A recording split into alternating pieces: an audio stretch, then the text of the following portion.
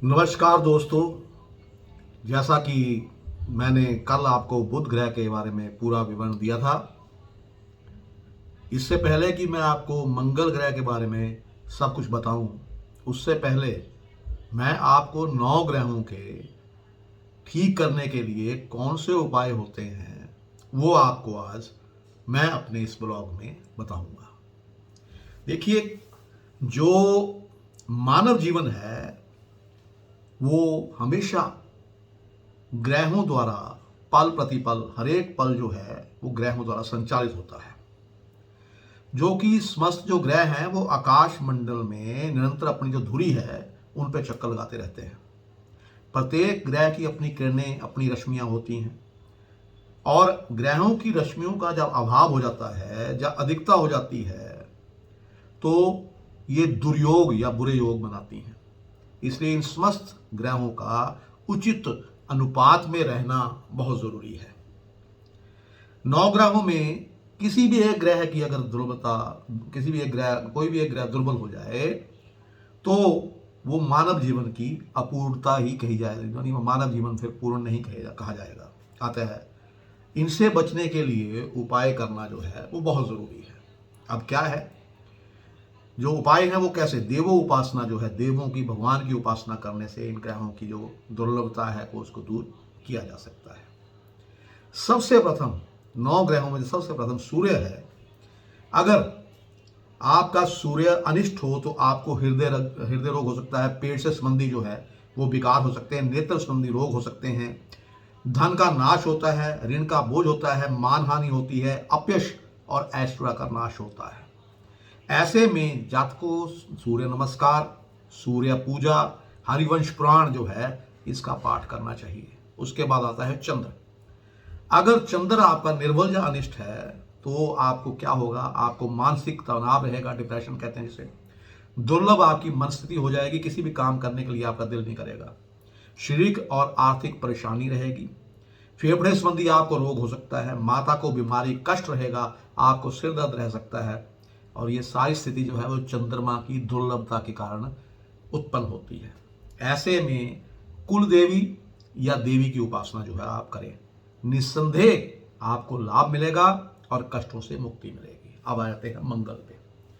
जो मंगल है, जो मंगल होता है, ये भारद्वाज कुल से उत्पन्न माना जाता है।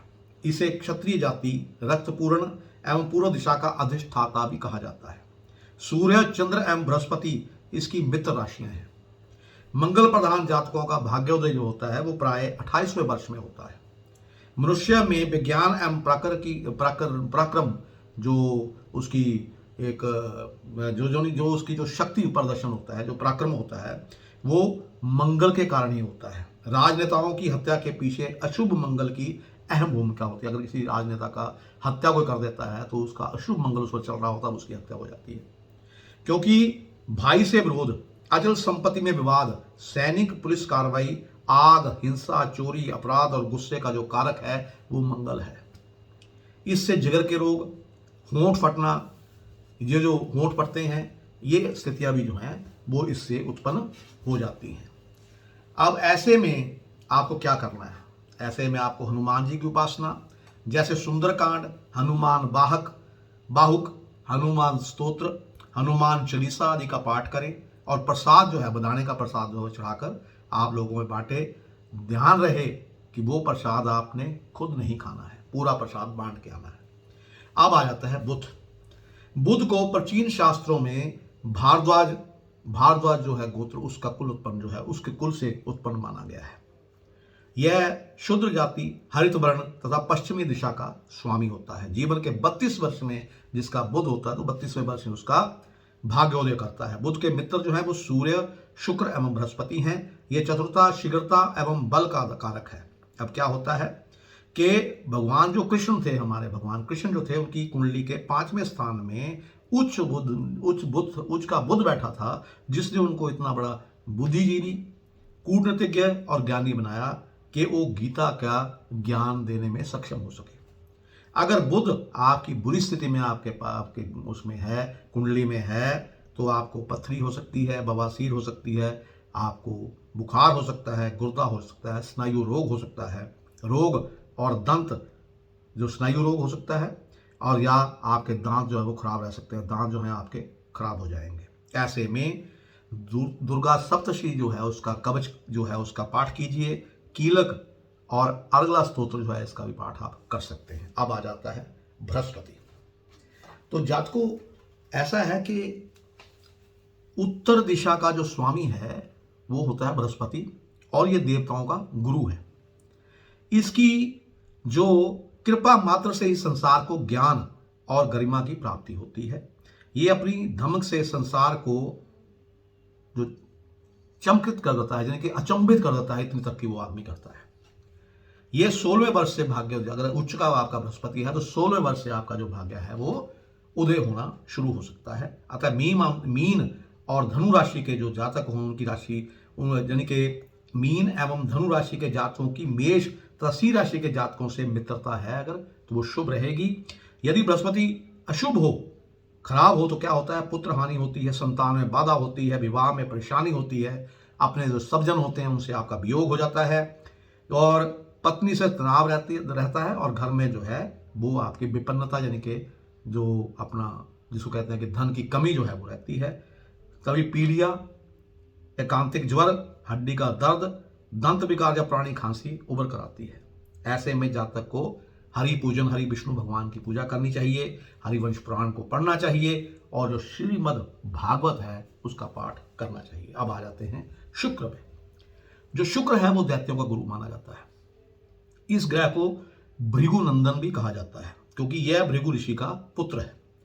वीर्य पर शुक्र का अधिपत्य होता है, यह काम सूत्र का कारक होता है, और 25वें वर्ष में जो है भाग्योदय दिखाता है, जिसका शुक्र उच्च का हो तो भाग्योदय जो है उसका 25वें वर्ष में होता है। बुध और शनि इसके मित्र हैं। इसकी सूर्य तथा चंद्र के साथ जो है शत्रुता रहती है। यह दक्षिण दिशा का स्वामी है। अगर शुक्र निर्बल हो या बद स्थिति में हो या बुरी स्थिति में हो तो जातक को खुशी में गमी, भूत प्रेत बाधा हो सकती है, विषधर जंतुओं से पाला पड़ सकता है, शीघ्र पतन हो सकता है, सेक्स संबंधी जो है परेशानी हो सकती है, और संतान उत्पन्न करने में अक्षमता आ जाती है। दुर्बल अशक्त शरीर, अतिसार, अजीर्ण, वायु प्रकोप जो है वो रोग जो है वो शुक्र की बदता या बुरी, जब शुक्र अगर आपका ठीक नहीं है तो उसके कारण होते हैं। इसलिए जातक को लक्ष्मी जी का जो है सानिध्य प्राप्त करना चाहिए। ओम श्रीम ह्रीम श्रीम ओम महालक्ष्मी नमः। इस जो लक्ष्मी माता का जो मंत्र है इसका जाप जो है उसको करना चाहिए। उसको शुक्र में शुभता लाएगा ये। इसके बाद आ जाता है शनि। पश्चिमी दिशा का अधिष्ठाता जो है वो शनि होता है।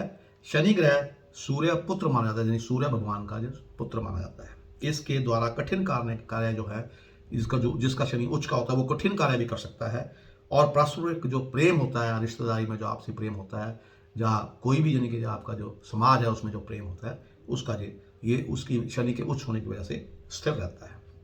साथ ही इससे अगर क्या होता है कि शनि जो है अगर ठीक ना हो आपका तो इससे पति पत्नी में मनमुटाव रहता है, गुप्त रोग रहते हैं, अग्निकांड होता है, दुर्घटना हो सकती है, अयोग्य संतान पैदा हो सकती है, आंखों में कष्ट हो सकता है, पेचिश हो सकती है आपको, अतिसार, दमा, संग्रहणी, मधुमेह, पथरी, मूत्र विकार, रक्तचाप, हृदय यानी कि दिल का कमजोर होना, और कब्ज आदि रोगों की उत्पत्ति जो है वो शनि के कारण होती है।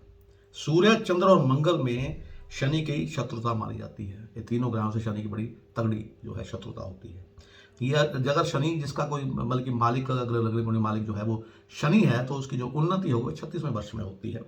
और अगर शनि के कष्टों से आपने मुक्ति पानी है तो क्या है कि भैरव मंदिर में श्राप चढ़ाएं, मद्यपान ना करें, खुद माजनी श्राप मत ना पिएं, अवश्य लाभ होगा, और माता पिता की सेवा करते रहें। अब आ जाता है राहु। राहु एक छायाग्रह है जो इसके दुष्प्रभाव से क्या होता है, इसका अगर राहु किसी का अच्छा नहीं है तो आकस्मिक घटना होती है, भूत प्रेत बाधा होती है, वैराग्य होता है, आपको बुखार हो सकता है, आपका यानी कि आप अगर शादीशुदा हैं तो दोनों में से एक की मृत्यु हो सकती है, विदेश यात्रा होती है इससे, और मिर्गी, सिर का चोट, राजकोप, मानसिक रोग, टीवी, बवासीर, प्लीहा आदि के रोग जो है वो इससे होते हैं। राहु विशेष तौर पर राजनीतिक क्षेत्र जो है उसका कारकेश ग्रह माना जाता है। ऐसी दशा में क्या करना चाहिए आपको राहु को ठीक करने के लिए? कन्यादान, गणेश पूजा और कन्याओं की शादी पर आप पैसों का दान जो है वो दे सकते हैं। गरीब कन्याओं की शादी आप करवा सकते हैं। अब आ गया आखिरी जो नवग्रहों में आखिरी ग्रह है केतु। तो केतु जो है, केतु का प्रभाव जो है वो हम सेम मंगल की तरह ही होता है। जैसे मंगल का प्रभाव होगा वैसे केतु का प्रभाव होगा। फिर भी जो केतु है वो भी एक छाया ग्रह ही है। इसके बुरा होने से या इसके यानी कि ठीक ना होने से दुष्प्रभाव से क्या होता है कि जो निगूढ़ विद्याओं का यानी कि दुष्प्रभाव से निगूढ़ विद्याओं जो हैं उनका आत्मज्ञान होना, वैराग्य प्राप्त हो जाता है और इसमें बीमारियों का प्रकोप बना रहता है। घुटनों में दर्द, मूत्र विकार, अजीर्ण, आम बात, मधुमेह, ऐश्वर्य नाश, ऋण की बढ़ोतरी, पुत्र का दुर्व्यवहार तथा पुत्र पर संकट आते हैं। इसके कुप्रभाव से मुक्ति के जरिए अगर इसकी कोई आपका अगर आपने आप केतु अपना ठीक करना है तो बछिया को दान कीजिए। यानी गाय का जो बच्चा होता है, बछड़ा या बच्ची जो होती है बच्ची, उसको दान कर सकते हैं आप।